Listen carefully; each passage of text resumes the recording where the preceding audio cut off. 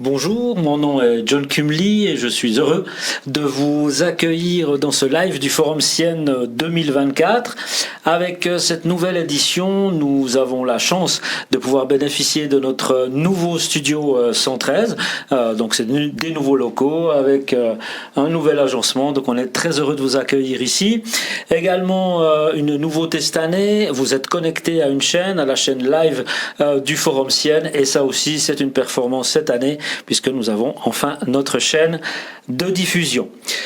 Vous pouvez toujours, donc sur cette chaîne, sur cette visualisation de capsule, vous pouvez toujours déposer vos commentaires ou vos questions dans la partie droite, donc à côté de la fenêtre de visualisation. Il y a un petit logo qui vous indique que vous pouvez laisser vos commentaires, donc n'hésitez pas.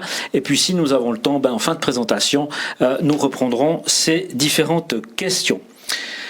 Le thème de la diffusion actuelle sera consacré au dossier électronique du patient, plus communément appelé ici dans le canton de Neuchâtel le DEP. Et puis pour cette présentation, j'ai le plaisir d'accueillir Caroline Gallois-Vinas, responsable santé numérique au service cantonal de la santé publique, le SCSP, j'ai tout dit, ainsi que Madame Pascale Giron, directrice adjointe à la direction médicale au réseau hospitalier Neuchâtelois RHNE. Bonjour. Bienvenue, merci d'être là, de nous faire l'amitié de venir. Ça fait plusieurs années, Caroline, que vous venez ici. Vous, c'est la première fois. Je suis bien heureux de vous recevoir sur ce plateau. Caroline, après 2 ans d'utilisation, quel est l'état de santé finalement de ce DEP? Combien de dossiers ont été ouverts et pouvez-vous nous confirmer que le succès est au rendez-vous? Alors, on a passé la barre des 6000 dossiers vendredi dernier. Donc voilà, on est à la fois content parce qu'on est environ à 3,5% de la population. On verra tout à l'heure, on en parlera un peu plus en détail. C'est un bon taux au niveau suisse, mais ça reste quand même assez faible si on regarde la totalité de la population. Donc oui, satisfait, mais on aimerait que ça marche encore mieux. Encore une marge de progression. Voilà. Très bien. Et vous, Pascal, en quoi l'arrivée du DEP change les relations entre l'hôpital et ses patients? Alors le DEP est un nouvel outil de communication entre les professionnels et les patients, et on se rend compte que les patients sont très demandeurs et intéressés à recevoir la documentation qui est produite par les professionnels du RHNE et envoyée aux médecins traitants notamment ou aux autres institutions en même temps que ces professionnels. Ça leur permet d'avoir accès en direct à cette documentation, de pouvoir peut-être mieux la comprendre, de pouvoir poser des questions et d'être davantage en maîtrise de leur santé. Et on pense que c'est vraiment un outil qui favorise finalement l'investissement et la responsabilisation des patients, et en soi c'est quelque chose d'extrêmement positif et probablement un changement majeur dans la relation entre les patients et les professionnels. Merci pour cette précision. On se réjouit d'entendre votre présentation. Je vais vous laisser, pendant le générique, vous installer à la table haute, comme on l'appelle ici. Et puis, nous allons vous écouter avec beaucoup d'attention. Je vous remercie. À tout à l'heure.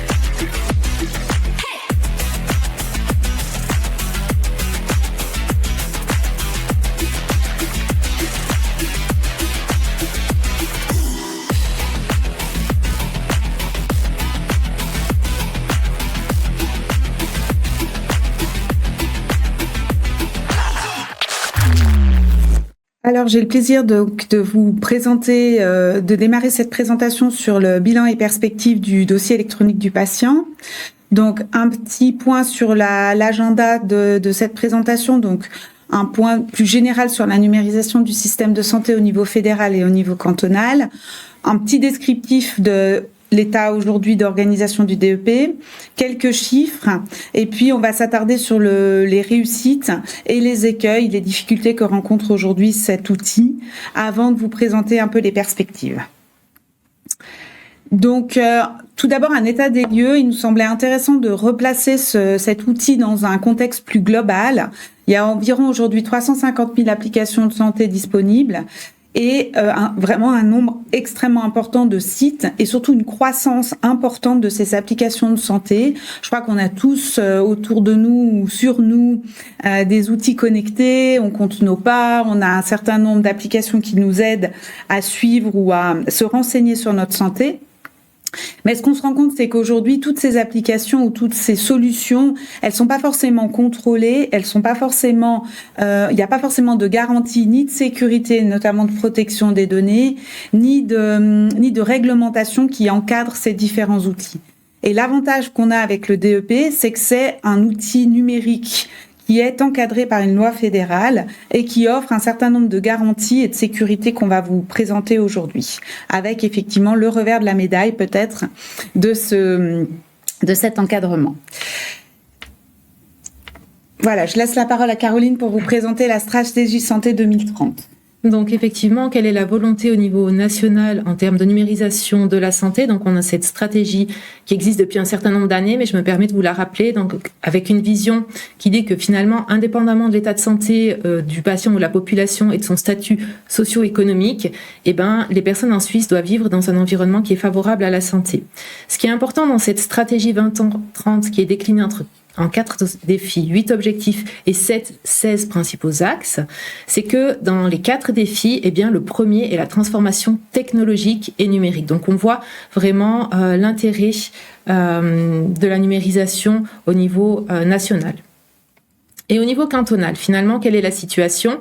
Il y a une stratégie digitale qui existe et qui est déclinée en 6 principes directeurs et 5 champs d'action. L'idée, là derrière, donc sur la période 2024-2029, c'est de finalement numériser les prestations de l'État et d'aller vers de la maîtrise des données, repenser les processus, instaurer une culture digitale. Donc on voit qu'il y a vraiment une prise de conscience et une digitalisation qui est enclenchée à Neuchâtel.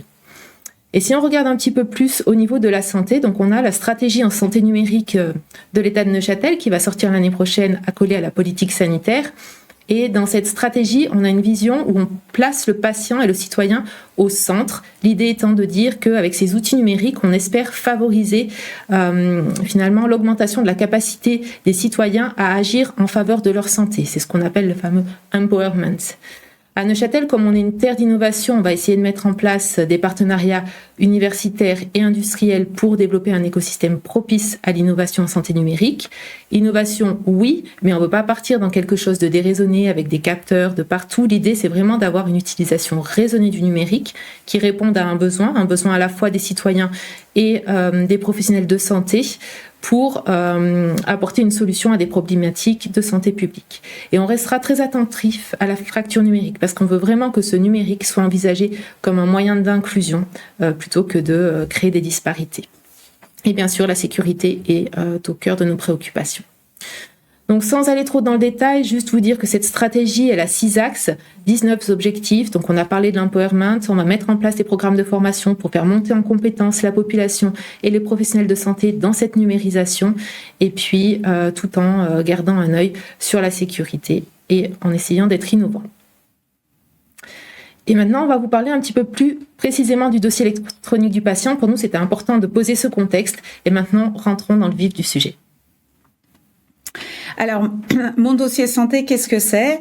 C'est le DEP du canton de Neuchâtel. Donc, c'est vraiment la plateforme neuchâteloise qui rassemble l'ensemble des acteurs du canton et qui permet à tout citoyen de rassembler ses informations de santé dans un espace sécurisé, en donnant accès à ces données à un certain nombre de professionnels. Donc, c'est le patient qui est au centre de ce dispositif. C'est lui qui décide ou non d'ouvrir un DEP. On y reviendra. En tout cas, c'est pour l'instant la situation. Et c'est lui qui décide finalement avec qui il veut partager ces informations. Est-ce que ça existe qu'à Neuchâtel? Non, ça répond donc à une loi fédérale, on l'a dit. Il y a plusieurs plateformes en Suisse. Vous avez la carte qui vous présente la situation en Suisse. Alors, on a la particularité dans le canton de Neuchâtel d'avoir une une communauté de référence qui reprend le territoire cantonal, mais on a la chance aussi d'avoir une interopérabilité avec les autres plateformes, tout étant hébergé par la Poste, et de pouvoir avoir une transmission d'informations entre les différentes communautés. Donc, si un patient est pris en charge, par exemple, dans un hôpital valaisan, s'il se casse la jambe au ski, par exemple, et qu'il a un DEP dans le canton de Neuchâtel, l'information qui sera mise sur la plateforme sur Cara remontera dans mon dossier santé dans le canton de Neuchâtel. Donc, il y a des règles communes et des pratiques et des échanges qui permettent d'avoir cette vision sur l'ensemble du territoire. Alors, qu'est-ce qu'on peut trouver dans mon dossier santé ? Un certain nombre de documents, principalement des rapports des médecins qui sont produits on y reviendra, par les professionnels, les analyses, et puis également des documents qui sont déposés par le patient lui-même, que ce soit son carnet de vaccination ou les directives anticipées. Est-ce qu'il y a l'historique médical quand on ouvre un DEP ? Alors non, puisqu'en fait le dossier se constitue au fil de l'eau. Il y a une possibilité de rajouter finalement les documents que le patient avait peut-être à la maison et de les importer. Et puis on peut demander au RHNE son historique, l'historique de sa prise en charge sur les 5 dernières années. Les documents qui sont automatiquement envoyés dans le DEP seront aussi fournis dans le cadre de la demande d'historique. Les documents de laboratoire d'ADMED sont aujourd'hui automatiquement envoyés dans le DEP. Et puis, en ce qui concerne le RHNE plus spécifiquement, donc l'ensemble de la documentation que vous voyez à l'écran, donc quand même un éventail assez large, est envoyé automatiquement dans le DEP, pour autant qu'évidemment le patient l'ait ouvert, sans intervention du médecin. Donc il y a vraiment, et en temps réel, donc dès que le document est produit, il est disponible, et cette automatisation a vraiment l'avantage que le patient a l'information en même temps que les professionnels à qui historiquement ces documents étaient envoyés. Donc on parle d'un rapport quand on est passé aux urgences, ce qu'on appelle la lettre de sortie, c'est le résumé de l'hospitalisation du patient. On a également les ordonnances, on a également un certain nombre d'éléments concernant la radiologie. Donc on voit vraiment que l'ensemble du séjour et de la documentation relativement complète est disponible pour le patient. Libre à lui ensuite de la partager si, par exemple, il est pris en charge après dans une autre structure de santé. Donc, on va parler maintenant des droits d'accès, effectivement. Donc, c'est vraiment le patient qui va accorder des droits d'accès. Donc, on a vu que des documents vont pouvoir être déposés dans le dossier. Pour que les documents soient déposés, on n'a pas forcément besoin de donner un droit d'accès à l'hôpital pour qu'il dépose dans le dossier. À partir du moment où on ouvre un DEP, ça veut dire qu'on est ouvert au partage d'informations et sauf avis contraire du patient, la dépose peut se faire. Mais par contre, pour la consultation, c'est tout autre. Donc, c'est vraiment le patient qui va donner les clés de son dossier aux différents professionnels qu'il souhaite accorder des accès. Donc, ça peut être son médecin traitant, ça peut être la pharmacie habituelle où il va, l'hôpital, les soins à domicile. Voilà, donc ça peut être tout professionnel de santé qui gravite autour de la prise en charge du patient. Il peut aussi y avoir des représentants. On pense là, par exemple, aux personnes âgées ou aux enfants qui n'ont pas la capacité de gérer ce dossier. À ce moment-là, eh bien, un représentant peut être défini pour que la gestion du dossier se fasse par cette personne-là. Ce qui est très important aussi de rappeler, c'est que il n'y a pas d'accès pour les assureurs. Donc ça, c'est une question qui revient souvent. Donc les assureurs n'ont pas accès au dossier électronique du patient, de même que l'employeur et l'État. C'est important de rappeler, c'est explicitement décrit dans la loi. Je me permets juste une petite parenthèse sur les enfants et les adolescents. C'est aussi souvent une question qui est fréquemment posée. Donc, les parents peuvent ouvrir un dossier pour leurs enfants. Ils le font jusqu'à l'âge où le jeune, l'adolescent sera en capacité de discernement. Donc, en principe, jusqu'à 13 ans. Et ensuite, charge au jeune de reprendre la main sur son dossier puisque jusqu'à 16 ans. Ensuite, il aura les droits et ses parents verront ses droits coupés pour que sa santé et la confidentialité de ses données soient garanties. Donc, on voit vraiment que c'est un outil qui vit avec la vie du patient, qui grandit avec le patient, pour que finalement, ce soit toujours dans l'intérêt du patient que la confidentialité et les droits d'accès soient évolue en fonction de qui en a besoin et c'est vrai aussi avec les personnes effectivement comme on l'a dit qui d'un certain âge qui ne pourront plus forcément gérer leur dossier. Effectivement, donc pour illustrer ce que tu dis, dès l'âge de 12 ans, nous on envoie un courrier à la maison aux jeunes pour lui dire voilà, un dossier est ouvert, tu peux le garder comme ça ou alors reprendre la gestion de ton dossier pour voir ceux qui ont la capacité de discernement. Donc chaque année on envoie ce courrier et à l'âge de 16 ans on envoie un courrier pour dire aux jeunes voilà, les accès de tes parents sont coupés.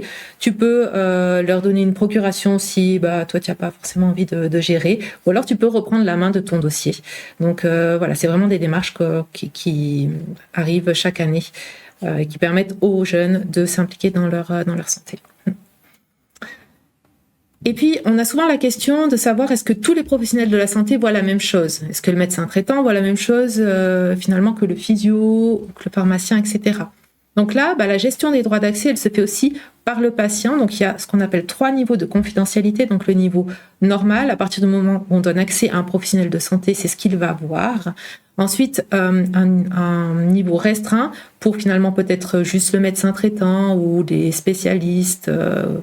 C'est le patient qui définit comment il accorde ce droit-là. Il y a une slide juste après qui permettra de voir plus en détail. Et le secret, c'est un espace qui est réservé juste aux patients ou à ses représentants. Donc ça va être le cas d'usage, par exemple, une jeune femme qui aurait fait un IVG, elle le garde ici à des fins d'historique, mais ça n'a pas forcément un impact sur sa prise en charge actuelle. Donc elle le garde en secret. Ou alors un passage en psychiatrie, tout ce qui peut être stigmatisant finalement, on le met dans le secret et on a toujours la possibilité de changer le niveau de confidentialité si à un moment donné on a besoin de le partager avec un professionnel parce que ça fait du sens dans la prise en charge actuelle. Donc si on regarde les choses un tout petit peu différemment, donc là on voit que le patient ou son représentant voit tout, tous les niveaux de confidentialité. Un professionnel de santé qui aurait des droits d'accès qu'on appelle étendus verrait à la fois le restreint et le normal. Un professionnel de santé qui aurait des droits d'accès normaux ne verrait que les documents normaux et ceux qui n'ont pas de droit d'accès ne voient rien. Alors souvent quand on présente cette slide, on nous dit après mais alors si j'arrive à l'hôpital aux urgences inconscient que j'ai pas encore donné des droits d'accès, comment ça se passe ? On a ce qu'on appelle un bris de glace qui permet, dans ce cas-là, aux professionnels d'aller regarder les documents du patient, notamment peut-être ses directives anticipées.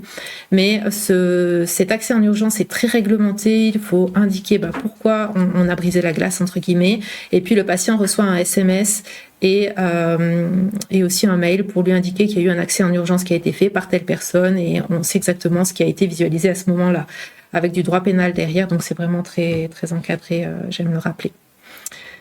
Et puis pour finir, parler un petit peu de la sécurité des données.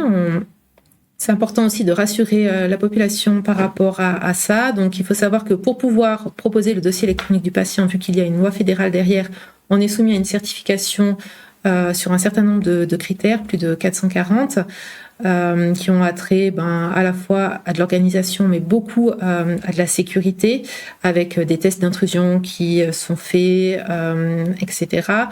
Il faut savoir que pour accéder au dossier électronique du patient, il faut une identité électronique sécurisée, double facteur, un peu comme quand on fait du net banking, et ça c'est vrai pour le patient et pour les professionnels. Il y a une gestion des droits d'accès, on en a parlé juste avant, donc tout le monde ne voit pas tout, c'est quand même encadré par ses droits d'accès. Il y a un journal d'accès qui permet au patient de voir tout ce qui s'est passé sur son dossier, donc ça lui permet de suivre vraiment si les visualisations sont légitimes ou pas. Et puis les données sont stockées en Suisse, donc sous juridiction suisse. C'est des données qui sont cryptées, les clés de cryptage sont sauvegardées à des endroits différents que les données elles-mêmes, donc on est sur des très hauts standards de sécurité, même si le risque zéro n'existe pas, j'aime quand même le rappeler. On va vous donner quelques informations sur les chiffres. Aujourd'hui, finalement, comment ce dossier est utilisé. Effectivement, donc on a parlé tout à l'heure des 6000 dossiers. Donc là, c'est les chiffres à fin octobre. Donc ça évolue très vite, on a chaque jour de nouvelles inscriptions. Donc on voit que on a près de 6000 inscriptions, 4000 identités, donc les MIE, c'est les identités qui ont été délivrées. Un peu plus d'hommes que de femmes, on est à peu près à 56% d'hommes pour 44% de femmes. Les gens s'inscrivent à distance, mais viennent aussi en stand ou des fois font un mix, c'est-à-dire qu'ils commencent à distance et ensuite ils finissent en stand. Au niveau de l'âge moyen, on est aux alentours des 53 ans, avec, si on regarde un petit peu plus en détail la pyramide des âges, on voit que c'est à partir de 50 ans, quand on a peut-être les premiers problèmes de santé ou les premiers contrôles réguliers, qu'on se sent concerné par ce dossier. Voilà, je crois que c'est tout ce qu'on peut dire sur la pyramide.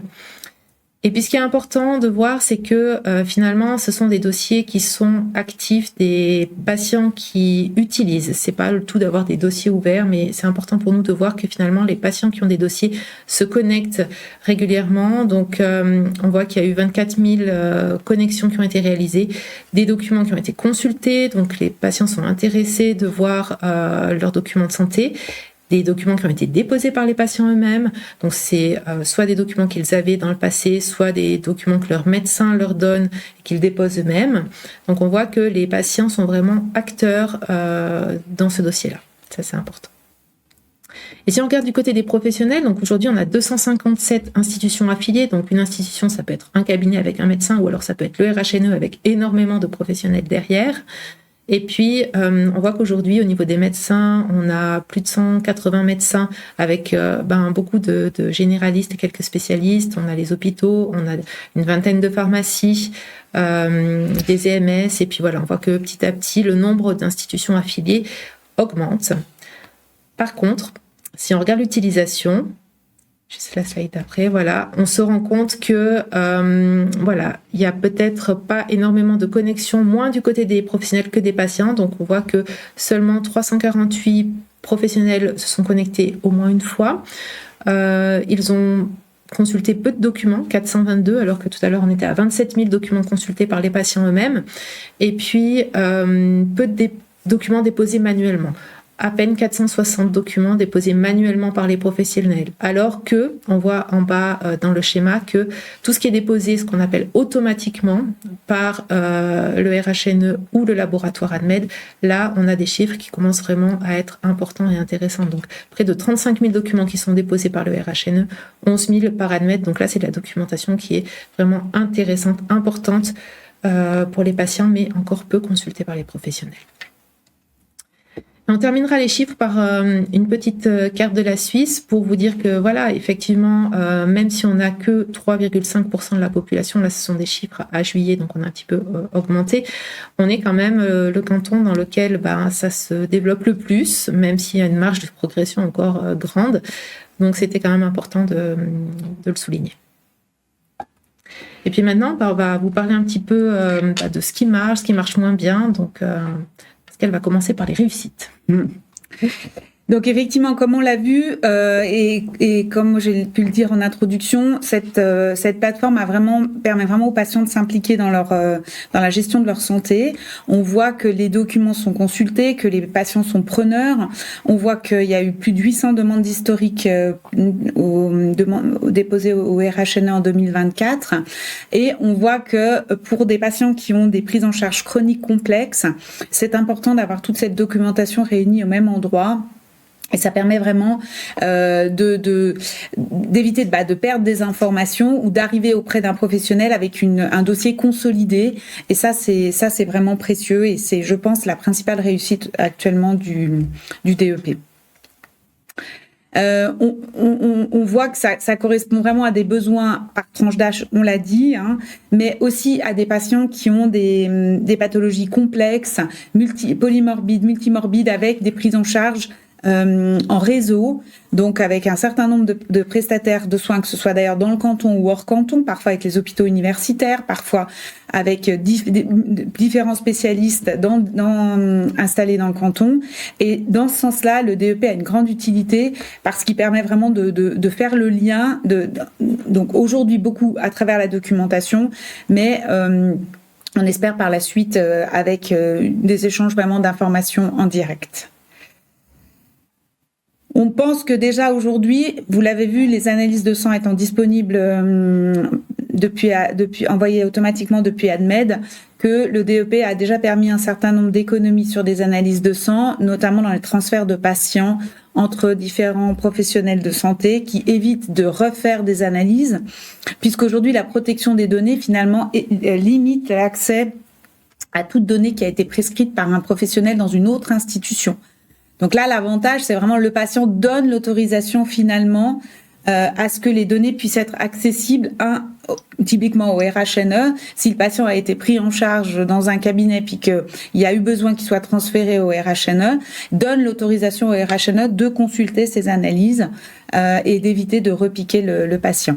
C'est la même chose pour la radiographie. Là aussi, on pense que gentiment, on pourrait éviter, dans l'autre sens, là plutôt à des médecins de ville, de represcrire de la radio, étant donné que la radio du RHNE est disponible. Alors les écueils, par contre, là, on a un certain nombre de limites. Effectivement, donc on a vu tout à l'heure que même si on est le meilleur canton de Suisse, la diffusion reste trop faible au sein de la population. Aujourd'hui, on n'a que 3,5% de la population qui est inscrite. Pourquoi ? Parce que le processus d'inscription, pour ceux qui sont passés par là, pourront confirmer qu'il est long et fastidieux, parce qu'on a un cadre réglementaire qui est contraignant, qui va tendre à se simplifier, on en parlera dans les perspectives, mais aujourd'hui, la réalité, c'est celle-ci. Donc, on essaye de simplifier la démarche au niveau de l'inscription en ligne par le cadre du guichet unique. Donc, on essaye de simplifier l'inscription, d'enlever tout ce qu'on peut enlever pour se concentrer sur le minimum nécessaire pour faire en sorte que cette inscription soit plus rapide et plus facile. Ce qu'on fait aussi, on a commencé il y a quelques semaines, on envoie les documents pré-remplis aux personnes qui auraient abandonné l'inscription. On se rend compte aujourd'hui que malheureusement, entre le nombre de personnes qui initient l'inscription en ligne par le guichet unique et ceux qui terminent, on perd à peu près 80% des personnes. Donc, ce qu'on essaye de faire, on espère qu'en simplifiant cette inscription via le guichet unique, on en perde moins.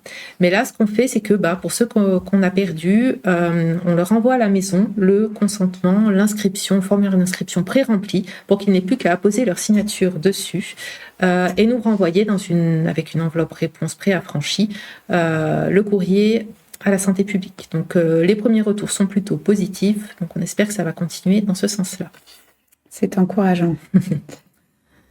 Alors, on voit aussi qu'il y a une utilisation très faible des professionnels. Seuls 348 professionnels se sont connectés au DEP dans le canton. Peu de documents sont déposés, on l'a vu. Peu de documents sont consultés. Et ça, c'est dommage parce que finalement, on voit qu'il y a 35 000 documents qui ont été déposés par le RHNE et les professionnels de cabinet ou hors RHNE ne consultent pas forcément les documents. Ça, c'est un petit peu dommage. Et on voit aussi qu'au sein du RHNE, uniquement 230 accès qui ont été réalisés. Pourquoi ? Parce que finalement, quand le RHNE va sur le DEP, il voit sa propre documentation, donc on peut comprendre que ça ne les motive pas trop à y aller. Donc voilà, il faut qu'on verra dans les perspectives qu'on essaye de faire en sorte de créer plus d'utilité pour les professionnels. Et puis, un autre écueil, c'est qu'aujourd'hui, on attendait beaucoup de SDEP pour améliorer la coordination entre les prestataires de soins. Et aujourd'hui, on peut dire que le bénéfice, il n'est pas encore là. Pourquoi ? Parce qu'il y a peu d'utilisation par les prestataires de soins, peu de patients inscrits, et puis on est un peu dans ce cercle vicieux où la question de la poule et de l'œuf, en fait, quand on parle au patient, il nous dit tant que mon médecin il n'est pas dedans, moi je ne vais pas utiliser. Puis quand on parle au médecin, il nous dit tant qu'il n'y a pas plus de patients, moi je ne vais pas faire l'effort de m'y mettre. Donc voilà, il faut vraiment qu'on arrive à avoir de plus en plus de patients, de plus en plus de professionnels et puis de simplifier l'utilisation des professionnels, on va en parler juste après dans les perspectives, pour que finalement les gens s'y mettent et que ça devienne, ça rentre dans les mœurs en fait d'utiliser ce dossier. Donc effectivement, quelques mots sur les perspectives. Donc on l'a vu, si on veut vraiment avoir l'ambition que ce dossier électronique du patient devienne un outil de coordination entre les différents acteurs de la santé, donc l'hôpital, les praticiens installés en ville, les cliniques, les centres privés de radiologie et autres, il faut vraiment qu'ils puissent raccorder leur système primaire. Et là, c'est là-dessus qu'on a vraiment un enjeu extrêmement important. Il faut aussi, on y reviendra, il faut aussi qu'on puisse, que leur système puisse leur montrer si le patient a un DEP ou non. Et là, c'est plus compliqué parce qu'effectivement, il faut que cette information soit facilement disponible et il faut qu'ils puissent envoyer facilement de leur documentation dans le DEP. Alors pour ce qui est du raccordement des systèmes primaires, là l'enjeu est vraiment majeur et on remercie la communauté de référence de mettre beaucoup d'énergie à faire avancer ce chantier parce que comme hôpital on sera extrêmement content quand Mediway notamment qui est un des principaux fournisseurs de solutions pour les médecins traitants sera connecté puisque là on pense vraiment qu'il y aura une étape de franchie et une adhésion beaucoup plus importante des médecins traitants au DEP. Pour ce qui est des EMS, les discussions sont en cours. Le CNP également va gentiment se raccorder en 2025. Pour Nomad, la question est encore en discussion. Donc on voit que tout le chantier est en cours, la volonté est là. Il y a un certain nombre de limites techniques, mais qu'on espère pouvoir lever tout prochainement. Et ce pas sera probablement décisive dans cette fameuse coordination qui est attendue entre les partenaires. Et puis, on a beaucoup parlé au lancement du DEP des modules additionnels, ce qu'on appelle les modules additionnels, donc qui viendront s'ajouter au fil de l'eau, notamment du carnet de vaccination quand la solution mesvaccins.ch a fermé. Donc, et puis on a aussi parlé du plan de soins ou du plan de médication partagé, qui sont aussi deux autres modules additionnels qui sont disponibles. À ce stade, au niveau de la communauté de référence neuchâteloise, on a le sentiment que les modules ne sont pas assez fiables et ergonomiques dans leur usage pour pouvoir les installer et pour que vraiment les patients puissent en bénéficier. Donc on fait une veille rapprochée sur le sujet, on suit, mais pour l'instant c'est qu'on estime que c'est pas tout à fait prêt pour l'offrir à la population neuchâteloise. Peut-être encore un mot par rapport aux évolutions fédérales, s'il te plaît. Oui, tout à fait. Donc on se rappelle de cette votation sur l'EID fédéral. Voilà, donc c'est en cours, ça avance. Donc pour 2026, il va y avoir une EID fédérale qui va permettre d'accéder à toute une palette de prestations et notamment avec cette EID, on pourra se connecter à son DEP. Donc on attend cela avec impatience parce qu'on pense que du coup, on se rend compte dans le processus d'inscription que ouvrir son DEP, c'est compliqué. Créer son identité, ça l'est tout autant, voire plus. Donc, si on a déjà cette identité qui est créée par ailleurs pour d'autres usages et qu'on peut l'utiliser aussi pour le dossier électronique du patient, on va simplifier cette inscription. Donc, dès 2026, on espère gagner en simplification et on pourra mettre ça en place. Et puis, il y a aussi cette révision complète de la LDEP qui arrive à horizon 2028. Donc, le message du Conseil fédéral a été adressé en fin septembre de cette année. Donc, quelques éléments, on ne va pas rentrer dans le détail, mais ce qui est important, c'est que le Conseil fédéral a proposé d'avoir une plateforme technique unique qui soit portée par la Confédération. Donc, ça va simplifier les choses, notamment en termes d'interopérabilité. Il y aura toujours des communautés, mais une seule plateforme technique. Ça va simplifier aussi le raccordement des systèmes primaires dont tu parlais juste avant, parce qu'effectivement, aujourd'hui, le fournisseur de systèmes primaires doit se raccorder avec Mon Dossier Santé, mais avec Cara, avec toutes les plateformes. Donc, même si derrière, c'est souvent la même plateforme technique qui est celle de la Poste, voilà, c'est quand même du travail et cette plateforme technique unique va simplifier les choses. Il va aussi y avoir un changement de paradigme, donc on va passer à un opt-out pour les ouvertures de DEP, c'est-à-dire que par défaut, les patients auront un dossier ouvert, sauf ceux qui font mention de ne pas en vouloir. Donc, un peu comme pour le don d'organes. Donc là, je pense qu'on va inverser les pourcentages. On va passer de 3% à 97%, parce que on n'aura plus cette démarche proactive du patient d'aller ouvrir son dossier, de devoir remplir de la documentation, d'apposer une signature manuscrite. Donc là, les choses vont être vraiment simplifiées. Il va y avoir aussi une obligation d'utiliser le DEP pour tous les professionnels de santé. C'est vrai que ça, on ne l'a pas dit, mais aujourd'hui, seul le secteur stationnaire, que sont les hôpitaux, EMS et maisons de naissance, ont l'obligation d'utiliser le DEP. Ça veut dire que tout le secteur ambulatoire, les médecins, la pharmacie, les soins à domicile n'ont pas d'obligation pour l'instant. Donc, à horizon 2028, tout le monde devra l'utiliser. Et donc là, je pense que ça va prendre son sens. Et finalement, une répartition claire des tâches entre la Confédération, les cantons, les acteurs du DEP, que sont les communautés. Donc tout ça pour dire que la Confédération va plus s'investir, notamment financièrement, dans ce DEP, ce qui va aider certainement sa diffusion. Voilà, donc c'est des perspectives plutôt positives, à échéance plus ou moins longue, mais voilà, je crois qu'on va pouvoir continuer à aller de l'avant, à simplifier les choses, à promouvoir le DEP, faire en sorte qu'il soit de plus en plus utilisé par les patients, mais aussi par les professionnels. Merci. Le chemin est long, on voit, mais on voit qu'il y a aussi des perspectives tout à fait intéressantes pour les patients et les usagers. Très bien, donc pour conclure, on est arrivé au terme de notre présentation. On tient à vous remercier de vous être connectés, de nous avoir écoutés.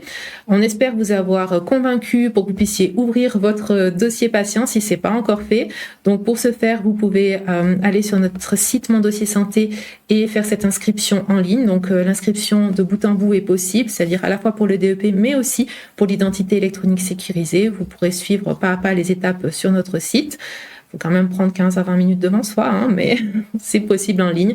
Ou alors en stand, donc on a des stands à l'hôpital, justement, dans le hall à Pourtalès et Chaux-de-Fonds. Et on sera aussi présent vendredi à la journée plénière. Pour ceux qui seront là, on tiendra un stand et on sera ravis de vous accueillir pour discuter de ce dossier ou procéder à votre inscription. Merci pour toute cette précision, c'était riche en informations. Vous l'avez dit, on retrouve le dossier santé à notre plénière de vendredi. On le retrouve également à RHN pour faire les inscriptions. Moi, j'attends que les questions arrivent. Là, pour l'instant, vous avez été tellement précises qu'il n'y a pas tellement de questions, donc c'est bien. Est-ce qu'il y a une roadmap, ce qu'on appelle une roadmap en informatique sur des évolutions de ce DEP, ou bien est-ce que c'est du continu? Comment ça se passe en fait, les nouvelles versions? Alors, les nouvelles versions sont souvent liées aux évolutions réglementaires là, on voit qu'il va y avoir une révision complète en 2028 qui va impliquer de gros changements. Mais sinon, chaque année, il y a des petites évolutions réglementaires et notre fournisseur donc les suit. Et les principales évolutions sont liées à ça. Néanmoins, comme Pascal l'a dit tout à l'heure, on envisage de mettre en place des nouveaux modules qui, pour l'instant, sont pas assez matures, mais ils devraient arriver à l'être tout prochainement. Donc, les 2 prochains modules qui vont arriver, je pense que ce sera le carnet de vaccination et puis le plan de soins partagés. Le plan de médication partagé un tout petit peu plus compliqué, donc on pense que ça va arriver un tout petit peu plus tard. Mais on n'a pas de date. Voilà, le carnet de vaccination aurait dû arriver cette année, mais comme on l'estime pas assez mature, on retient un petit peu sa sortie. Donc voilà, ça a un petit peu retardé notre roadmap. Et puis après, c'est surtout le raccordement des systèmes primaires sur lequel on travaille. Et là, c'est difficile de tenir une roadmap parce qu'en fait, on n'est pas... on a peu de maîtrise finalement. Ces fournisseurs de systèmes primaires, on n'est pas leurs clients. Ils ont leur propre roadmap d'évolution de logiciels et donc le raccordement du DEP est un élément parmi toute une liste qu'ils ont. Et donc voilà, on essaye de pousser, mais ça va pas toujours aussi vite que ce qu'on voudrait. C'est complexe finalement, on le voit bien. Au niveau de RHNE, on a parlé de 348 professionnels de la santé en tout. Comment s'est passé finalement l'accompagnement des professionnels au sein de RHNE pour l'adoption de tout ce système-là? Est-ce que ça s'est fait? Est-ce que ça s'est pas fait? Est-ce que c'est naturel? Comment ça se passe? Alors, on a une cellule qui permet d'accompagner les professionnels dans leur inscription, dans leur onboarding, principalement quand ils arrivent au RHNE, au moment de leur entrée, il y a tout un processus pour leur créer une identité, des accès professionnels, et puis des informations régulières, parce qu'effectivement, comme la documentation est envoyée automatiquement, les professionnels n'ont pas toujours notion que l'information est accessible pour le patient. Et je crois que c'est vraiment là aussi on doit faire une information régulière pour que cette information circule. Donc le secret est aussi dans la communication, dans l'accompagnement un peu serré de ces professionnels. Voilà, les questions sont arrivées, on en a quand même quelques-unes. Qu'en est-il des données de Swiss Medical Network ? Alors, aujourd'hui, les cliniques du groupe Swiss Medical Network sont raccordées à une autre communauté, donc la communauté AD Suisse. Aujourd'hui, à notre connaissance, le raccordement entre leur système primaire et la plateforme n'est pas encore opérationnel, donc les documents ne sont pas encore déposés, en tout cas de manière automatique. Voilà. Donc après, c'est difficile pour nous de donner plus de détails parce qu'ils ne sont pas dans notre propre communauté. Mais voilà, ils ont l'obligation d'utiliser le DEP, donc on voit que ces raccordements de système primaire prennent du temps. J'imagine qu'ils sont dans cette phase aussi délicate de raccordement. Ok, je vous remercie beaucoup. Il y a des remerciements. Voilà, encore une question qui arrive. Je me suis inscrit au DEP. Je dis DEP, mais on dit DEP, DEP. Enfin, oui, on peut dire les deux, je crois. On se comprend. On se comprend. À titre privé, lorsque j'en ai parlé à mon médecin généraliste, il m'a répondu ne pas être motivé car cela représentait une nouvelle charge administrative pour lui sans de vrais avantages. Comment faire évoluer ceci ? On voit bien que ça regroupe un petit peu ce que vous disiez. C'est lent, c'est compliqué, c'est pas évident. Donc finalement, comment faire évoluer tout ça ? Alors effectivement, aujourd'hui, les médecins, malheureusement, voient ce dossier comme une surcharge administrative, alors que ça devrait être le contraire. Maintenant, comme tout nouveau système, il y a une phase d'appropriation qui prend du temps, ça c'est clair, je pense qu'il faut en être conscient. Et on est dans cette phase aujourd'hui où il y a peu de bénéfices parce qu'ils n'ont pas encore le système que nous on appelle primaire, donc c'est le système qui est utilisé en cabinet, qui est raccordé à cette plateforme. Donc pour eux, aujourd'hui, ça veut dire quoi ? Ça veut dire qu'ils doivent aller sur un autre système que celui qu'ils utilisent en cabinet, utiliser un login mot de passe différent, aller déposer un document sur la plateforme, mettre ce qu'on appelle des métadonnées, c'est-à-dire dire qu'il s'agit d'une ordonnance, par exemple, donc un certain nombre de documents pour typer le document. Et tout ça, c'est du temps qu'ils n'ont pas, qui n'est pas facturable non plus par ailleurs. Donc, ils ne le font pas et on peut que les comprendre. Hein. Donc, ce qu'on travaille, c'est vraiment le raccordement de ces systèmes qu'ils utilisent en cabinet. La difficulté, c'est que chaque médecin a des systèmes différents. Donc, il y a des systèmes qui sont assez représentés comme Mediway, parce qu'elle en a parlé tout à l'heure. Donc, aujourd'hui, on a plus de la moitié de nos médecins qui ont Mediway. Mais après, il y a 2-3 médecins qui utilisent un autre système, puis 2-3 qui en utilisent un autre. Donc, ça va être difficile de raccorder tous les systèmes qui sont utilisés. Donc on va déjà commencer par le plus gros, avec les complexités que j'expliquais tout à l'heure, c'est-à-dire que chaque fournisseur de système fait ce qu'il veut et avance à la vitesse à laquelle il peut ou il veut. Et ça prend du temps. Mais on a bon espoir, on n'ose plus s'engager sur des dates, mais qu'il va y avoir des bonnes nouvelles prochainement dans ce secteur-là. Peut-être juste pour compléter, c'est vrai qu'aujourd'hui, on se rend compte que les patients font assez peu pression sur leurs médecins parce qu'en fait, ils ont peu de levier. Mais le jour où les patients diront, moi, je veux pas refaire cette analyse parce que parce que ma franchise est élevée et c'est moi qui vais payer cette analyse, ou je ne veux pas refaire cette radio et je sais qu'elle est disponible dans mon DEP. Alors, s'il vous plaît, allez la chercher. Le rapport sera inversé. Et on n'en est pas tout à fait là. Ça va prendre encore probablement quelques années, on l'a vu, mais je pense que ce temps viendra où les patients demanderont, contribueront à cette économie des coûts en faisant eux-mêmes la promotion et en évitant de faire des gestes invasifs qui sont jamais très agréables pour certains des gestes dont on peut parler, pour éviter de refaire ces analyses. Et cette logique-là va gentiment rentrer et se mettre en route, et tout le monde trouvera le bénéfice. On n'a pas tout à fait encore passé ce seuil, hein. On voit que c'est des effets de seuil importants, et on pense que les patients, en tant qu'usagers, mais aussi en tant que contribuables neuchâtelois, loi ont un rôle important à jouer dans la promotion de cet outil, parce que c'est en ayant un grand collectif de patients qui ont ouvert un DEP, même si aujourd'hui effectivement l'usage est limité, qu'on pourra aussi faire pression et qu'on aura aussi des leviers pour faire bouger les choses. C'est intéressant. Donc en fait, il y a un changement de culture presque à inculquer un peu à tout le monde pour cette prise de conscience, se rendre compte que finalement on a une force de persuasion par rapport à ça. Je prends encore une. Oui, on a le temps. On a encore une minute, on va prendre cette dernière question. Donc, puis-je contacter certains professionnels de santé et les obliger à mettre les documents de mon DEP? Il me semble que vous avez répondu un peu en partie à ça, mais oui. Alors, ce qui est important à rappeler, et ça je pense qu'on l'a pas dit et c'est extrêmement important, c'est que les données de santé appartiennent toujours au patient. Le patient, toute donnée de santé appartient au patient et tout patient a le droit de réclamer ses données auprès du professionnel auprès de qui il est allé consulter. Ça, c'est extrêmement important. Indépendamment du support sur lequel ces données sont inscrites, donc que ce soit des dossiers papier ou des dossiers numérisés, le patient peut les réclamer auprès du professionnel et les numériser le cas échéant ou les importer s'il se trouve que le professionnel lui envoie sur une clé USB ou sur un CD, comme c'est encore souvent le cas aujourd'hui. Donc voilà, en fait, et comme ça, le patient va progressivement constituer sa mémoire médicale. Et c'est vrai qu'aujourd'hui, le DEP est principalement un classeur de mémoire médicale de son histoire, mais progressivement, ça va devenir aussi une plateforme d'échange, on l'a vu. Alors, profitez-en pour déjà collecter ces informations et dans un deuxième temps, on pourra plus facilement se les partager. Merci beaucoup. En tout cas, moi, j'ai plus qu'à vous remercier de votre présence, de ces précisions, de cette présentation.